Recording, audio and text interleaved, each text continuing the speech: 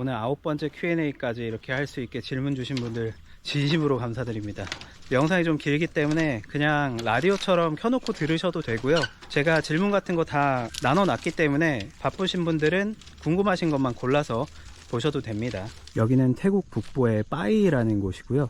네, 첫 번째 질문이 태국 여행, 관광에 대한 전망과 관광청의 의견을 낼 수 있다면 어떤 의견을 줄 것인지 라고 질문 주셨어요. 태국 여행과 관광에 대한 의견이요? 글쎄요. 뭐 아시겠지만 태국은 이미 세계적인 관광 대국이기 때문에 앞으로의 미래도 지금의 그 관광 산업의 그 스케일을 유지를 해가면서 점점 더 확장해 나가지 않을까라는 게 저의 짧은 소견이거든요. 네, 아시겠지만 태국 정부에서 추구하는 그 관광 산업이랑 우리 같은 관광객들이 원하는 그 관광이나 여행은 조금 차이가 저는 있을 수 있다고 생각을 해요. 당연히 우리 관광객의 입장에서도 서로 선호하는 것들이 다 다르듯이, 근데 기본적으로 우리 한국인들 같은 경우는 태국에 대한 관광 떠올리면은 그 공통적으로 원하고 떠올리는 그 부분들이 있잖아요. 뭐 예를 들면은 뭐 저렴한 물가, 뭐 친절한 서비스, 맛있는 음식, 뭐 퀄리티 좋은 호텔, 뭐 이런 것들. 근데 태국 정부 같은 경우는 제가 알기로는요, 이 태국이라는 나라가 좀 저렴한 이미지였다 보니까 지금까지 그 이미지를 좀 탈피하고 고급화 전략을 한다고 저도 들었습니다. 근데 어쨌든 태국 정부에서 추구하는 바는 그런데, 그거는 이제 태국 정부에서 본인들이 바라는 이미지가 그렇다라는 것이고, 만약에 제가 관광청에 어떤 의견을 낼 수 있다면 당연히 저는 한국인의 입장에서 우리 한국인들이 원하는 것들을 좀 관광청에 이야기를 하고 싶어요. 우리가 태국으로 오는 이유는 이러한 이유들인데, 사실 태국 관광청에서는 이러이러한 부분들을 이렇게 개선하고 있다기보다는 그냥 방치하는 경우도 많고, 아니면 태국 정부에서 원하는 방향은 또 반대일 수도 있다, 이런 것들이 있거든요. 뭐 예를 들면은 뭐 저 같은 사람인 경우 저는 로컬 지역, 저렴한 시장 이런 것들 소개 되게 많이 해드렸잖아요.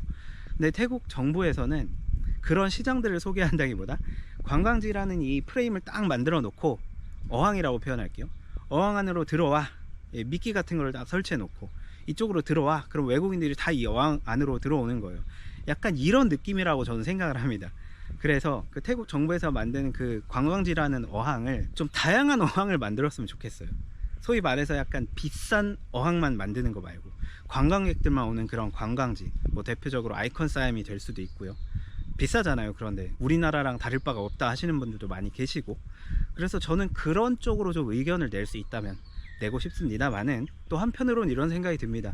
태국 정부가 지금까지 잘 해왔기 때문에, 정책에 문제가 없어 왔기 때문에 태국이란 나라가 세계적인 관광 대국이 이미 됐고 유지를 해오고 있고, 그걸로 많은 외화들을 벌어들이고 있고 라는 생각이거든요. 참 고심할 부분이 많은 질문이었던 것 같아요. 다음 질문이 태국 여자가 사귀기 전 서포트 해달라는데 무슨 뜻일지, 그리고 어떻게 생각하는지 라고 질문 주셨어요. 아, 서포트 해달라는 태국 여자요?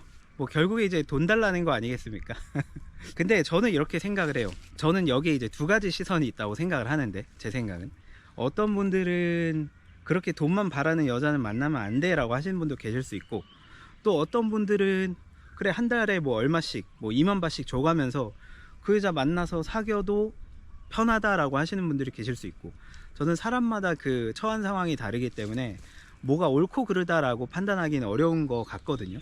막말로 내가 어떤 여자를 만나는데 매달 2만 바씩 주면서 만난다 그러면은 그 사람한테는 굳이 나의 그 마음 같은 거, 감정 소모 같은 거 할 필요 없이 돈만 줘버리면 그 여자는 나를 만나니까 굉장히 편할 거 아니에요. 근데 그와는 반대로 돈을 주고 만나는 거기 때문에 뭔가 진심 어린 마음을 느끼긴 어렵겠지만, 뭐 태국은 사실 이런 관계들이 또 워낙 많다 보니까, 뭐 아시겠지만 뭐 파타야 같은 데 가보면 서양인들, 특히 이제 어르신들이 이제 젊은 여자들 끼고 다니는 경우 굉장히 많잖아요. 뭐 한 달에 얼마씩 주고 뭐 그런다고 저도 듣긴 했는데, 태국은 그게 어떻게 보면 굉장히 좀 많이 흔한 편이기 때문에, 물론 일반인들은 그렇게 하지 않습니다, 웬만해선. 근데 아니다, 이것도 제가 함부로 말씀드리기 어렵네요. 그러니까 일반인처럼 보이는 사람일 수도 있겠지만, 이거는 내가 어떤 상황에 처했느냐에 따라, 또 사람마다 그걸 어떻게 바라보느냐에 따라 옳고 그름이 바뀔 수도 있지 않을까라고 생각이 듭니다. 이건 지극히 저의 개인적인 생각이고요.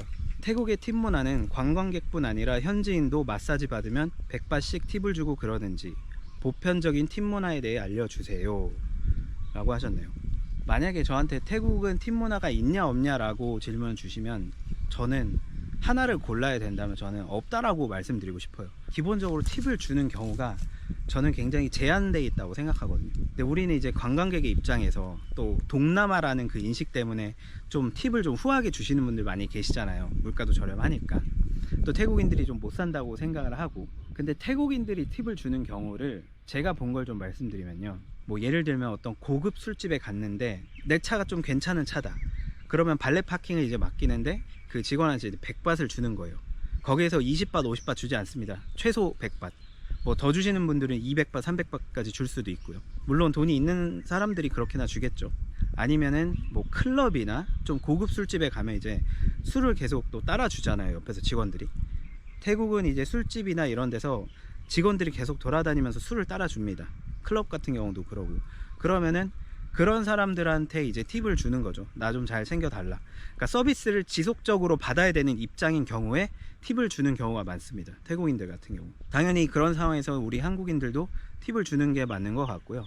근데 이제 마사지 같은 경우는 태국인들도 당연히 마사지 샵에서 이제 팁을 주기도 하는데, 마사지 샵도 급에 따라 또 다르다고 생각하거든요. 예를 들어 뭐 200바트짜리 마사지 샵에 갔는데 1시간에 100바트를 주기에는 금액이 너무 많다고 생각해요.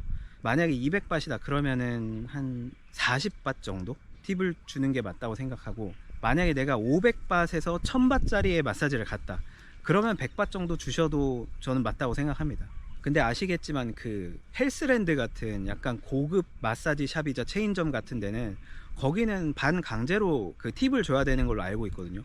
아예 거기에서 딱 이렇게 직원들이 대기하고 있기 때문에, 마사지 받고 나오면. 그래서 차 주면서 팁을 100바트씩, 최소 100바트라고 알고 있습니다, 거기는. 그래서 짧게 다시 말씀드리면, 태국은 기본적으로 서비스를 내가 지속적으로 받아야 되는 입장에서는 팁을 주는 경우가 많고, 또 고급일수록 팁을 줘야 되는 경우가 많다라고 말씀드릴 수 있을 것 같습니다. 제가 좀 잘못 말씀드린 부분이 있으면 댓글로 좀 잡아주시면 또 감사드리겠습니다. 태국 한 달 살기 추천 지역은, 사실 이 질문은 정말 많이 주시거든요. 한 달 살기를 10번 하시면 안 될까요? 한 달 살기를 한 번만 하기에는 태국이 나라가 워낙 크고 도시들이 다양하기 때문에 제 생각에는요, 먼저 방콕 한 달 살기를 해 보시고요. 방콕이 아무래도 수도니까 그 한 달 살기 도중에 뭐 치앙마이라든지 파타야라든지 후아인이라든지 이런 도시들을 한 2박 3일 정도 한두 번씩 갔다 오시고 분위기도 보시고, 그러면 방콕 한 달 살기 끝난 다음에 이제 다른 지역들 한 달 살기를 나중에 도전하신다면 도움이 좀 되지 않을까 싶거든요. 왜냐하면 나중에 또 실망을 할 수 있기 때문에, 내가 잘도 모르고 그냥 한 달 살기 덜컥 해버렸다가 도시가 마음에 안 들 수도 있잖아요. 그래서 그렇게 하는 것도 나쁘지 않을까라고 생각을 합니다만, 뭐 사실은 방콕뿐 아니라 파타야, 후아인 다 추천드립니다. 치앙마이도 좋고요. 여기 빠이도 한 달 살기 하기 너무 좋고요. 태국인 평균 월급은 60에서 70만 원인데 물가는 왜 이렇게 비싼지. 물가 많이 비싸죠. 맞습니다. 태국인 평균 월급은 한 6, 70만 원 밖에 안 되죠. 한 15,000밭, 16,000밭. 근데 그에 반해 이제 물가는 사실 우리가 여행자로서 왔을 때는 물론 로컬 지역에 한정해서 굉장히 저렴하지만, 관광지 가보면 우리나라 물가 뺨치기 때문에 이 태국 현지인들은 사실상 그런 데를 잘 안 간다고 볼 수 있을 것 같아요. 물론 제가 지금 말씀드리는 이 태국인이라는 건 중산층 이상의 태국인들 말고요. 그러니까 정말 지극히 평범하게 사는 사람들, 이 지방 통틀어서 태국 인구 전체 7,200만 인구를 통틀어서, 그렇기 때문에 태국 물가는 사실 태국인들의 일반적인 급여에 비하면은 결코 싸다는 생각은 안 들고요. 굉장히 비싼 나라죠. 그래서 태국인들 월급 뭐 4만 밭, 5만 밭만 벌어도 굉장히 고소득이다라고 우리가 말할 수가 있죠. 보통 200만 원만 넘어가도 잘 번다라고 말할 수가 있으니까. 근데 만약에 태국 직장인 중에 뭐 10만 밭을 번다, 태국인들한테는 진짜 월 10만 밭 버는 게 우리로 따지면 억대 연봉의 수준이지 않을까. 그만큼의 이제 급여에 대한 그 관점의 차이가 있지 않나, 네, 그런 생각이 듭니다. 6번째 질문이, 태국은 불교 국가인데 왜 스리랑카나 미얀마와 달리 개방적인지, 그리고 필리핀 역시 카톨릭 국가인데 왜 개방적인지 라고 질문 주셨어요. 태국이 개방적이다라고 말하는 건 아무래도 태국의 유흥산업을 말씀하시는 것 같아요. 우리가 그걸 보고 태국은 되게 개방적이다라고 생각하는 경향들이 있는데, 근데 우리가 만약에 태국인들한테 이 질문을 하면은 태국인들은 대부분 본인 국가가 굉장히 보수적이다라고 말을 하지 않을까 싶거든요. 우리나라는 굉장히 보수적이다. 네, 우리는 관광객의 입장에서 그 유흥산업을 보기 때문에 개방적이라고 생각을 하는 경향들이 있는데, 근데 이건 제 지극히 개인적인 의견이니까 그냥 참고 정도만 해주시면 좋을 것 같아요. 저는 이제 어떤 한 나라의 그 정책이라는 게 그 나라의 문화가 깃들지 않을 수 없다고 생각하거든요. 그러니까 태국에서 소위 말해서 이 유흥산업 이런 것들이 사실상은 버젓이 드러나 있잖아요. 뭐 방콕이나 파타야 어딜 가도 이 유흥가들이 이제 버젓이 있는 걸 보면은 이 태국의 문화가 그래도 좀 깃들어 있지 않나라고 저는 생각을 하는데, 제가 뭐 스리랑카나 미얀마는 잘 모르겠습니다. 아무래도 같은 불교 국가라고는 하지만 우리가 좀 구분할 수 있을 만한 사회 문화적인 다른 측면들이 있기 때문에 그렇게 되지 않나 싶거든요. 근데 태국 같은 경우는 사실상 이 태국 정부에서도 이 태국이란 나라는 외국인들한테 이제 홍보를 할 때 우리는 이러이러이러한 건전한 것들을 이제 홍보를 하게 되지만, 우리로 하여금 성적으로 개방적이네 라고 느끼게끔 할 만한 그런 측면들을 그대로 놔두는 건 다 이 나라의 그 문화, 이 나라의 그 사회적인 특성, 문화들이 다 고려가 된 게 아닌가 싶습니다. 근데 뭐 이쪽에 대한 제가 전문가는 아니기 때문에 그걸 디테일하게 왜 그런지까지는 말씀드리기 어렵겠지만, 그냥 표면적인 이유는 그 정도가 되지 않을까 싶거든요. 그 다음 질문이, 콘도 임대 시 관리비는 누가 내며 전기세, 수도세는 얼마나 나오는지 라고 질문 주셨어요. 기본적으로 태국은 콘도 관리비를 집주인이 냅니다. 임차인이 내지 않고요. 그리고 전기세 같은 경우는 콘도 기준으로 저 같은 경우는 한 달에 4,000바 정도가 나와요. 저는 에어컨을 집에 있을 때는 항상 켜놓고요. 잘 때도 켜놓고 집에 있는 그 순간은 항상 켜놓습니다. 그리고 제가 밖을 잘 안 나가요. 그래서 거의 집에만 있기 때문에 거의 24시간 가까이 한 달 내내 돌린다고 생각하시면 4,000바 정도 나오는 것 같아요. 뭐 가끔씩 나갈 때는 끄겠지만, 그러면은 우리 돈으로 지금 환율 때문에 거의 한 17만원 정도 나와요. 한 달에 전기세만 17만원. 수도세 같은 경우는 한 달에 50바 정도 나왔던 걸로 기억합니다. 많이 나올 때 100바? 그러니까 한 몇천 원 정도 나왔던 걸로 기억하거든요. 전기세 만만치 않죠. 1년 기준으로 전기세만 200만원이 훌쩍 넘어가네요. 그 다음, 태국 10년 살았는데 계속 태국에 살 건지, 한국에 안 돌아가는지 라고 질문 주셨어요. 정말 많은 생각을 하게 하는 질문이네요. 사실 저는 태국에 내가 꼭 있어야 돼 라는 그런 건 없습니다.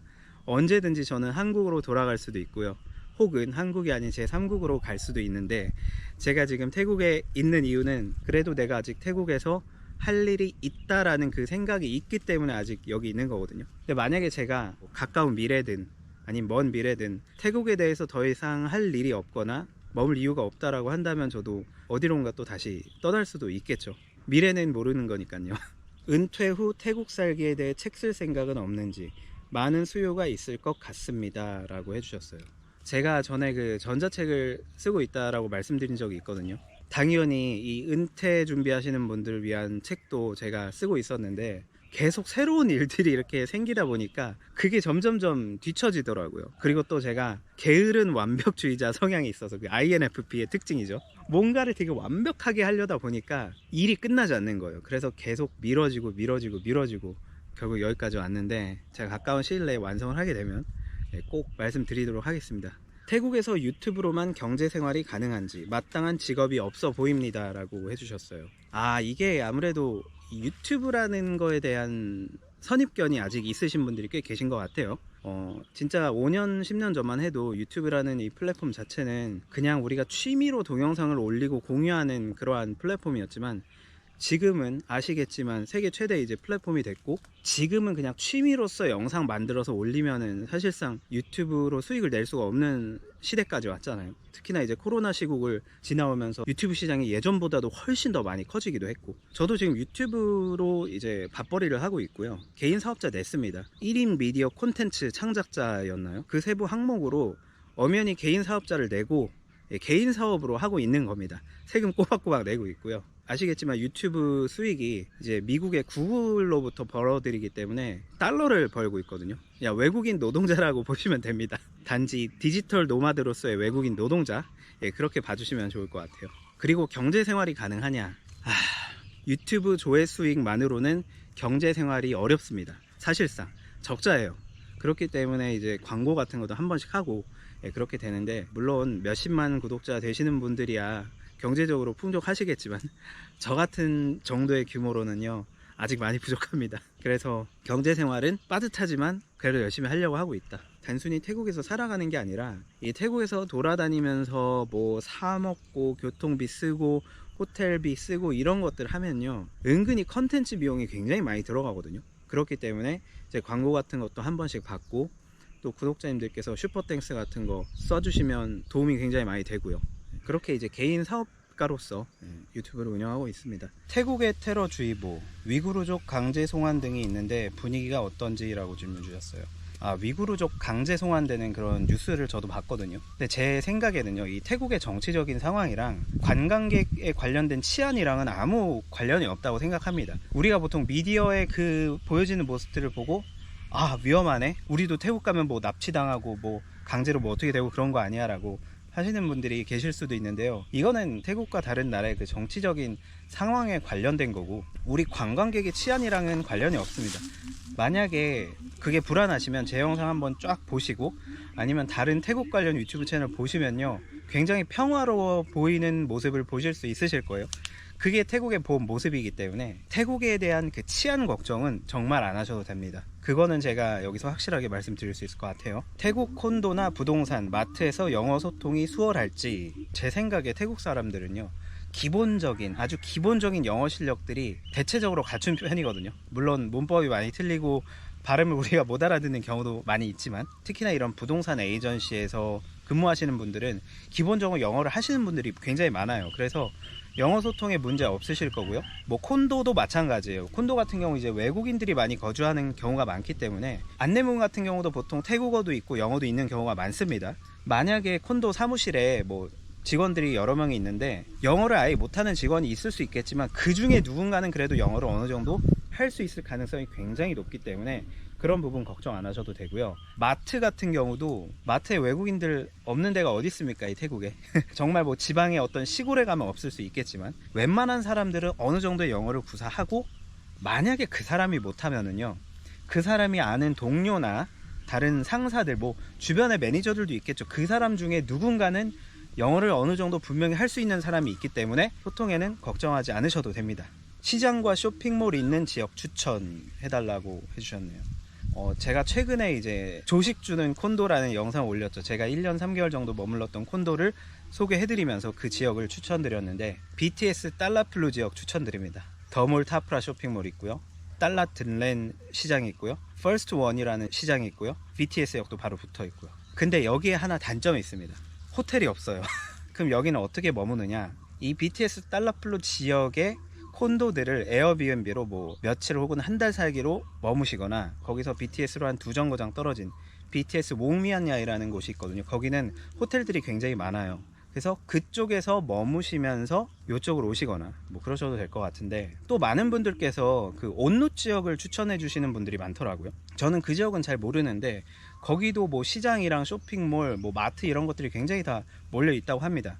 근데 거기는 이미 우리 한국 분들한테 워낙 알려진 곳이기 때문에 한국 분들이 많이 계시다고 알고 있는데, 뭐 그쪽도 알아보셔도 좋을 것 같고요. 근데 제가 추천드리는 데는 한국 사람들이 거의 없는 곳입니다. 정말 현지인들 위주예요. 외국인도 많지 않고요. 태국 바트와는 왜 계속 고공행진을 하는지. 저도 참 답답합니다. 마음이 아프고요. 이놈의 바트와는 언제 떨어지려나. 저도 마냥 기다리고만 있는데 생활비 물가가 진짜 20%나 올라서 막막합니다. 저도 사실. 근데 어떤 분들께서 그러시더라고요. 바트화가 오른 게 아니라 우리나라 원화가 가치가 떨어진 것이다. 왜냐하면 달러화도 지금 거의 1,500원 가까이 올랐거든요. 바트화 같은 경우는 지금 1밭에 43.4원까지 올랐어요. 지금 촬영하고 있는 이 시점에서. 그렇기 때문에 우리 원화 가치가 떨어진 것이 아닌가라는 생각이 드는데, 뭐 어떤 분들께서는 이제 우리나라의 내부적인 문제다라고 하시는 분도 계시고, 아니면 어떤 분들은 외적인 요소에서 답을 찾으시는 분도 계시는데, 저는 경제학자가 아니라서 그 부분까지는 잘 모르겠습니다만은, 어쨌든 이 바트화가 예전으로 1밭에 한 37원 38원까지만이라도 돌아왔으면 하는 바람이 있습니다. 요즘 미치겠어요. 너무 다 올라가지고. 저는 37세에 재산 80억이 있는데 이 정도 레벨의 사람들은 태국에서 어떤 일들을 하는지. 와, 37세에 80억을 모으셨어요. 대단하십니다. 30대에 벌써 경제적 자유를 이루셨네요. 80억이면. 글쎄요, 80억을 가진 사람들이 제 주변에 없어서요. 그 사람들은 어떤 일들을 하는지 뭐 어떻게 사는지 잘 모르겠습니다. 뭐 아무래도 좋은 스포츠카 끌고 뭐 5성 호텔 같은 데서 항상 숙박을 하고 굉장히 비싼 음식들만 먹고 집에는 매반이라고 하는 가정부도 있겠고 뭐 만약에 자식이 있다 하면 피리양이라는 보모도 있겠고요. 뭐 집도 엄청 으리으리한 큰 무방 같은데 기본 몇십억대 가까이 되는 무방 같은 데에서 고급 무반 단지에서 살지 않을까 싶은데요. 뭐 80억 가까이 있으신 분들 아시는 분 계시면 좀 알려주시면 감사드리겠습니다. 국내 운전 경력 25년인데 방콕 시내가 아닌 교외 정도는 렌트해서 다닐만 한지 경력이 25년이세요. 그러면은 태국에서 충분히 운전하실 수 있지 않으실까 싶거든요. 아무리 운전석이 반대이지만. 근데 이런 게 있다고 합니다. 이제 태국의 수도 방콕과 방콕 외의 지역인 이 지방들이랑 그 운전의 그 난이도가 굉장히 다르다고 해요. 방콕 같은 경우는 이 교통체증이 굉장히 유명하잖아요. 차들도 엄청나게 많고요. 또 방콕에서 운전하는 그 운전자들의 그 습관들이 굉장히 거칠다고 합니다. 저는 운전 면허를 한국에서 따서 태국에서 연습을 한번 며칠 동안 했고요. 그리고 차를 렌트를 해서 카오야이를 한번 갔다 온 적은 있는데 제가 태국에서의 운전 경력은 그게 전부이긴 하지만 확실히 방콕에서는요, 제가 아직 초보 운전이긴 하지만 방콕은 운전하는 게 굉장히 무서워요. 차들도 굉장히 많고 사람들이 좀 거친 습관들이 막 보여서 제 주변 태국인들도 그런 거에 대해서 컴플레인을 종종 하곤 하는데, 근데 근교나 지방 같은 경우는 차들도 많이 없고 도로도 넓기 때문에 확실히 좀 수월하지 않으실까 생각합니다. 그래서 근교나 지방을 가실 거라면요, 렌트카 여행 추천드립니다. 태국 대학 나오지 않고 공대 나왔으면 괜찮은 직업을 가질 수 있을지, 이거는 상당히 좀 어려운 질문이네요. 저는 이렇게 생각을 해요. 이건 제 개인적인 의견인데 태국 대학교를 꼭 나왔다고 해서 저는 태국에서의 취업이 유리하다고 생각하지는 않거든요. 근데 기본적으로 만약에 태국에서 취업하실 거라면 뭐 영어는 하셔야겠죠, 어느 정도의. 근데 태국어가 필요한 포지션 혹은 태국 대학교를 나왔다는 그 타이틀이 필요한 포지션은 글쎄요, 그게 그렇게 많을까라는 게 저의 생각인데, 만약에 태국 대학교를 나오면은요, 저는 단점이 이제 태국의 특정 포지션들만 딱 한정이 된다고 생각하거든요. 근데 만약에 내가 국내에서 어떤 공대를 나왔으면은 그 제가 방금 말씀드린 그 한정된 포지션 말고도 좀 더 넓게 볼 수 있다고 생각을 합니다. 단지 태국 취업에서 중요한 건, 저도 인사 담당자로부터 들은 건데, 태국 대학교를 꼭 나오지 않아도 태국인들과 함께 일할 수 있는 그 능력을 많이 보긴 하더라고요. 왜냐하면 대부분의 사람들이 이제 태국 사람들이다 보니까 태국인들과 함께 일할 수 있는, 즉 태국 문화를 어느 정도 익힌 사람, 좀 어느 정도 알고 있는 사람, 그 능력이 어떻게 보면은 거의 기본 베이스가 되지 않을까 싶어요. 그걸 바탕으로 내가 뭐 어떤 능력이 있으면 그 포지션에 지원할 수 있게 되는 것 같고, 만약에 거기다가 태국어를 할 수 있게 되면 뭐 베스트겠지만 사실상 우리가 모든 거를 다 갖추기는 쉽진 않잖아요. 그래서 저는, 제가 공대 쪽은 잘 모르겠지만 태국 문화에 대한 그 이해도만 있으시면요, 뭐 충분히 가능성이 있지 않으실까, 그렇게 생각을 합니다.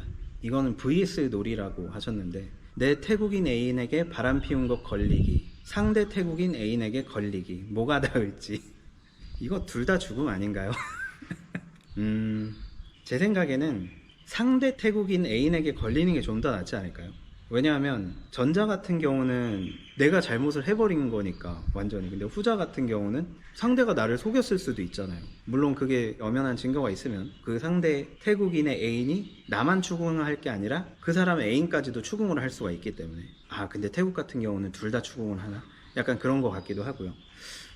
일단 둘 다 그냥 죽음을 각오하고 해야 되는 일들이지 않나 싶습니다. 적어도 태국에서는요.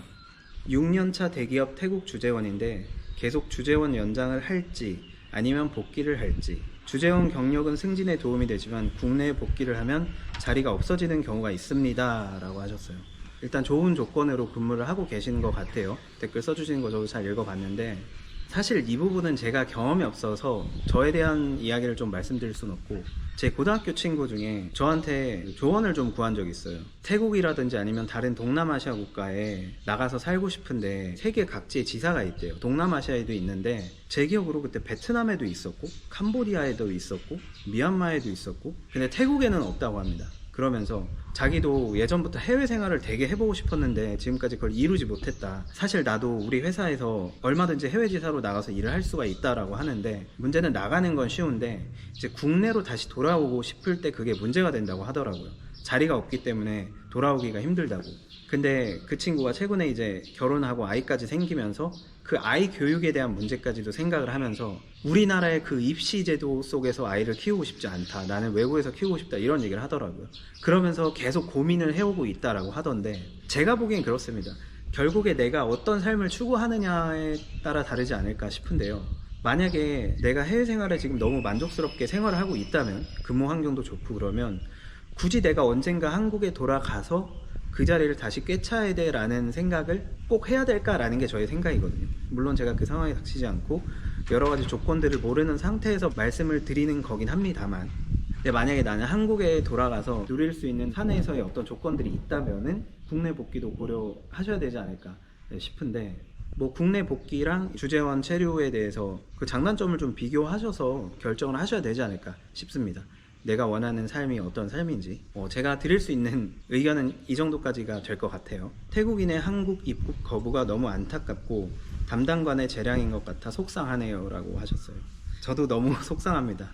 제 주변에 이렇게 건너 이야기를 들어보면은 입국 거부를 당했다는 사람들이 이렇게 꼭 있거든요. 근데 그 사람이 정말 불법 체류할 목적이 아니에요. 제가 보기에도 뭐 돈도 있고 멀쩡히 직업도 있고 불법으로 있을 만한 이유가 없음에도 불구하고 입국 거부를 당하는 모습을 보면, 특히나 또 인터넷에도 그런 글들이 굉장히 많기 때문에 그런 거 보면 너무 마음이 아픈데, 물론 태국인의 80%였나요? 그 정도의 숫자가 불법 체류를 하니까 당연히 우리나라 이민국에서는 엄격하게 볼 수밖에 없겠죠.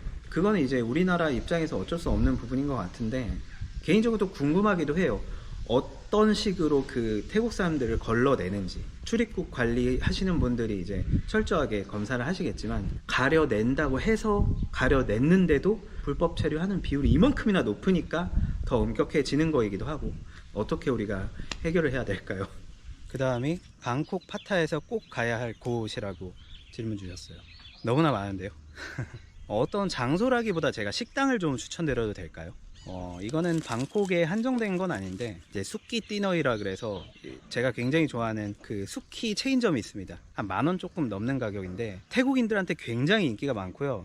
태국 전국에 체인점에 있는데 줄 서서 먹는 집도 굉장히 많아요. 여러 가지 국물 종류가 있고, 이제 소고기, 돼지고기, 아니면 각종 야채, 해산물 이런 것들을 QR로 찍어서 주문을 하면은 이제 로봇이 갖다 줍니다. 소스도 되게 맛있고요. 음료 슬러시도 굉장히 맛있기 때문에 가성비 굉장히 좋은 수키집입니다. 수키 디너에 꼭 추천드리고, 이제 파타야 같은 경우는 추천드리고 싶은 게 되게 많은데, 그 이란 뷔페, 제가 예전에 영상으로 보여드린 한 250밭 정도면 먹거든요. 제가 띄워드리는 요거, 그리고 제가 개인적으로 추천드리는 이제 우즈벡 식당, 여기도 굉장히 맛있고요.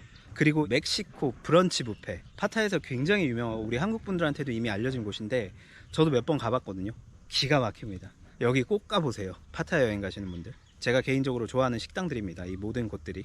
한국인이 태국에서 연기자가 될 수 있는 방법은, 연기자요, 배우, 모델 이런 쪽을 생각하시는 것 같은데, 제가 가보지 않은 길이라 잘은 모르겠지만 제가 알기로 태국에 이제 에이전시가 있는 걸로 알고 있거든요. 그러니까 배우 같은 거 섭외를 할 때, 그러니까 제가 아는 선에서 말씀드리면 그 배우들을 이렇게 섭외를 해서 꽂아주는 그런 에이전시들이 분명히 있을 거예요, 태국에. 그럼 에이전시를 한번 찾아보시고 거기에 이제 포트폴리오나 이력서 같은 거 넣어 보시면은 거기서 이제 맞는 게 있으면 연락을 주는 걸로 저는 알고 있습니다. 실제로 우리 한국 분들 중에서 모델로 활동하시는 분들도 계시는 것 같고, 그런 거 보면은 다 그런 식으로 루트가 좀 있지 않나 싶은데, 이쪽 분야 잘 하시는 분들 계시면 댓글로 좀 알려주시면 감사드리겠습니다. 저 같은 경우 몇 년 전에 제가 아는 분이 그 일을 하나 소개를 해줘서 그 미국 드라마 엑스트라 알바를 한번 한 적이 있거든요. 근데 한국인 배역이 필요하다 그래서 그때 경찰관 복을 입고 뒤에서 뭐 어슬렁거리는 거였나, 아무튼 그런 게 있었는데 그게 미국 드라마였는데 제가 뭔지 기억은 안 나는데, 그 빅뱅 이론의 그 여자 주인공이 출연했던 드라마로 알고 있습니다. 그때 그 여자 배우를 눈앞에서 봤던 기억이 있는데, 그때 엑스트라 알바 한 2시간인가? 좀 더 있었나? 제 기억으로 그때 6,000바트인가 받았던 걸로 기억해요. 물론 이거는 뭐 배우가 되는 길이랑은 다를 수 있겠지만 어쨌든 이런 식의 분명히 에이전시들이 있지 않을까 생각을 합니다. 결혼과는 비혼주의인지 결혼 계획은 무엇인지 라고 질문 주셨어요. 여기서부터 이제 저에 대한 개인적인 질문인데, 저는 비혼주의는 전혀 아니고요. 사실 뭐 지금까지 살아오면서 저는 결혼을 꼭 해야 돼라는 생각은 없었어요. 그냥 뭐 마음에 맞는 사람이 있으면 결혼하는 거고, 그게 아니면 그냥 혼자 살다가 이렇게 가는 거지라고 생각을 해왔거든요. 근데 저도 이렇게 나이를 1살, 2살 먹어가면서 주변에 이렇게 커플분들이나 이렇게 결혼하신 분들을 이렇게 보잖아요. 그러면 확실히 두 사람이 화목할 때 그들만이 뿜어낼 수 있는 그 시너지들이 있는 것 같더라고요. 그런 거 보면서 아, 역시 사람은 혼자면 안 돼. 꼭 옆에 누군가 잘 맞는 사람이 있어서 함께 하면은 더 큰 것을 이룰 수 있을 거야 라는 거를 느껴왔거든요. 그래서 기회가 된다면 저도 하고는 싶은데 모르겠습니다. 뭐 저에게 언제 그런 기회가 올지. 아, 기회를 기다리면 안 되죠. 그 기회를 만들어 가야 되는 건데 쉽지가 않네요. 그리고 말씀하신 결혼 계획은 글쎄요, 계획이라는 거는 뭐 나중에 결혼해서 아이를 몇 명 갖고 그런 거를 질문 주신 거라면 상대가 누구냐에 따라 다를 것 같아요. 예전에는 아이가 왜 있어야 돼 라는 생각이었는데, 만약에 제가 아이가 생겼다 그러면 이제 아이 이제 뒤에 안고 뭐 10,000원 살기 10만원 살기 이거 하고 다녀야 되는지 모르겠어요. 땡볕에서 막. 그러면 이제 구독자님들께서 애 그렇게 데리고 다니지 말라고, 애는 집에 놔두고 혼자 다녀라 하시겠죠. 아직 결혼도 안 했는데 별의별 상상은 다 했죠 저도. 강서 양천 출신이라면 고등학교는 어딜 나왔는지. 아, 제가 서울에 이제 강서구랑 양천구 쪽에서 오래 살았다고 말씀을 드렸거든요. 거의 20대 시절까지 그쪽에서 보냈는데, 고등학교는 그 발산역 쪽에 명덕고등학교 나왔습니다. 그 명덕고등학교가 그 재단이 이제 4개가 있더라고요. 명덕외고, 명덕여고, 그리고 명덕남고, 그리고 명덕여중. 저는 명덕고등학교 나왔고요. 그 발산역 쪽이 제가 고등학교 다니던 시절이랑 지금이랑 굉장히 많이 변했더라고요. 제가 몇 년 전에 잠깐 갔다 왔는데, 혹시 그 근처 사시는 분들 계신가요? 현재 유튜브 외에 다른 부업이 있는지, 다른 한국인들은 어떤 일들을 하는지 라고 질문 주셨어요. 유튜브 외에 다른 부업이요? 뭐 사실상 이제 유튜브가 저의 이제 메인 일이긴 한데, 뭐 간혹가다 뭐 태국 관련 어떤 기업에서 이제 컨설팅 같은 거 할 때 그런 거 한 번씩 하고, 아니면 뭐 태국 관련 칼럼을 쓴다, 아니면 태국 관련 어떤 영상을 제작한다 하면 그런 요청들이 들어올 때가 있습니다. 그런 거 가끔씩 하고요. 그거를 부업이라고 표현한다면 부업으로 표현을 할 수 있겠고, 뭐 한두 달에 한 번 있을까 말까 한 일들이지만 많지는 않습니다. 그렇게 보시면 될 것 같아요. 뭐 통번역 일을 예전에는 좀 오래 해왔었는데, 지금 같은 경우 번역 일 같은 경우는 일단 손을 뗀 상태고요. 그리고 태국의 다른 한국 분들은 어떤 일을 하는지에 대해서는 글쎄요, 굉장히 다양하지 않을까요? 이제 한국인을 대상으로 하는 그 관광 산업에 종사하시는 분들도 많이 계시고, 아니면은 한국 기업이라든지 아니면 해외 기업, 태국 기업에서 근무하시는 분들도 계실 테고요. 아니면 한국에서 이렇게 온라인으로 일을 하시는 분들도 계실 테고, 아니면 뭐 한국 정부기관에서 근무하시는 분들도 계실 테고, 모든 분야에 다 있다고 보시면 되지 않을까 싶거든요. 그 숫자의 차이는 좀 있을 수 있겠지만. 여기가 제가 지금 보고 있는 전경이고요. 굉장히 멋있지 않습니까? 자리를 좀 옮겼습니다. 그 다음 질문이 인생의 마지막을 어디에서 보내고 싶은지 라고 질문 주셨어요. 굉장히 이제 철학적인 질문을 주셨는데요. 저는 뭐 예를 들어 내일이 제 인생의 마지막 순간이다 뭐 이런 걸 제가 미리 알고 있다면은, 글쎄요, 저는 장소보다 내가 어떤 행동을 하느냐가 더 중요한 것 같거든요. 뭐 지금까지 인연을 맺어왔던 고마웠던 사람들한테 뭐 메시지를 보낸다든지 연락을 한다든지, 아니면 제가 남은 재산이 있다면 조금씩 고마운 사람들한테 이렇게 준다든지, 제가 그때까지 유튜브를 하고 있다면 지금 13만 한 6천 분 정도 되는 구독자님들 한 분 한 분께 태국 왕복 티켓을 보내드린다든지. 근데 그건 제가 계산해 보니까 그건 수백억이 들어서요, 이번 생엔 좀 어려울 것 같습니다만, 그 마지막 순간에 경치가 좋은 곳을 여행을 가고 못 가봤던 데 가고 그것도 좋겠지만, 제가 어떤 의미 있는 행동을 하느냐, 제 주변에 혹은 사회에, 그런 게 저는 더 중요한 것 같습니다. 아마 그런 것들을 하지 않을까, 그런 생각이 드는데요. 소도시 영상도 보고 싶은데 찍어줄 수 있는지. 소도시 가는 거 저도 굉장히 좋아하고요. 그런 계획도 있습니다만 여기 하나의 딜레마가 있습니다. 소도시를 가면요, 보시는 분들이 계시는데 이제 안 보시는 분들이 많이 늘거든요. 아무래도 제 채널 보시는 분들은 태국 여행을 준비하시는 분들이나 갔다 오신 분들 중에서 내가 가고자 하는 곳 혹은 갔다 왔던 곳에 대한 정보를 얻기 위해서 많이 보시지, 내가 잘 모르는 태국에 대해서 보시는 분들은 많지는 않거든요. 뭐 예를 들면은 이산 지역에 어떤 도시를 간다. 근데 이산 지역을 여행 가시는 분들이 많지 않잖아요. 그래서 그 조회수가 상대적으로 적게 나옵니다. 그래서 저의 계획은 좀 소도시나 아니면 지방을 가되 많은 분들께서 가시는 도시 위주로 먼저 가려고 합니다. 저도 만약 영상만은 그냥 만들 수 없기 때문에 이 조회수가 안 나오면 저도 이게 유튜브를 운영을 못 하거든요. 그 부분 조금만 이해해 주시면 감사드리겠습니다. 길에서 구독자가 아는 척 해도 될지라고 질문 주셨네요. 길에서 반갑게 맞이해 주시면 저는 너무 감사드리죠. 정말 감사드리고 저도 되게 기쁘고요. 근데 제 얼굴 표정에서 어쩔 줄 몰라서 제대로 말을 못하는 경우를 보실 수 있거든요. 저도 이게 막 굉장히 익숙하거나 그런 게 아니기 때문에 당황해서, 아무튼 저를 보시면 반갑게 맞이해 주시고 인사해 주시면 저도 너무나 좋고요. 너무 항상 저도 되게 감사드리고요. 언제든지 환영입니다. 네. 만약에 저 보시고 음료수 하나 사달라고 하시면 제가 음료수 하나 사드리겠습니다. 그 주변에 파는 곳이 있다면요. 계속 영상을 찍을 수 있는 동기부여는 어떻게 하는지. 마지막 질문이네요.